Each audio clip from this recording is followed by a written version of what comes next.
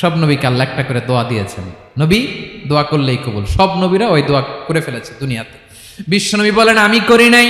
ওয়া ইন্নী আখতাবিউ দাওয়াতি শাফাআতান লি উম্মতি ইয়াউমাল কিয়ামাহ।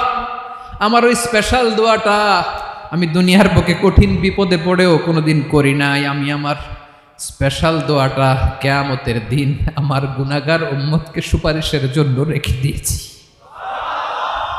আল্লাহ বলবেন নবীর ফারাসাক, মাথা তোলেন, আর কাটবেন না। বিশ্বনবী মাথা তুলবেন। আল্লাহ বলবেন সাল তোতা, আপনি যা চাবেন তাই দেব। ওয়াশফা তুশাফা, সুপারিশ করেন, সুপারিশ কবুল করব।